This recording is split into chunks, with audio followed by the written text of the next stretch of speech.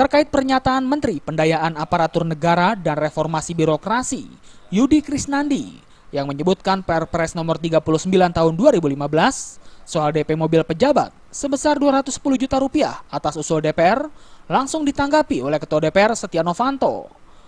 Ditemui di gedung DPR, Ketua DPR Setia Novanto mengatakan, proses Perpres dari pemerintah sudah lama dibicarakan antara pemerintah dengan DPR. Lebih lanjut, politisi Golkar ini menjelaskan terkait pengajuan kenaikan tunjangan DP mobil pejabat, termasuk anggota DPR, telah berdasarkan pertimbangan. Menurutnya untuk meningkatkan kinerja anggota Dewan, maka diperlukan tunjangan tersebut, yang akan difasilitasi oleh pemerintah pusat. Setia Novanto membandingkan, anggaran Rp210 juta untuk mobil pejabat anggota Dewan masih lebih murah dibandingkan pejabat Kementerian Eselon 1. Kalau itu kan sudah melalui proses yang sangat panjang ya. Jadi proses antara pihak pimpinan DPR, anggota Dewan secara keseluruhan yang ikut di dalam hal rapat-rapat dengan pihak pemerintah.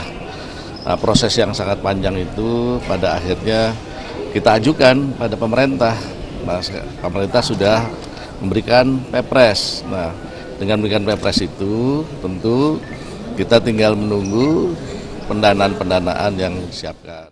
Uang muka pejabat negara yang meliputi DPR, MPR, DPD, MK, KY, BPK, dan MA yang berdasarkan Perpres 2010 sebesar Rp161 juta diusulkan oleh DPR menjadi Rp250 juta.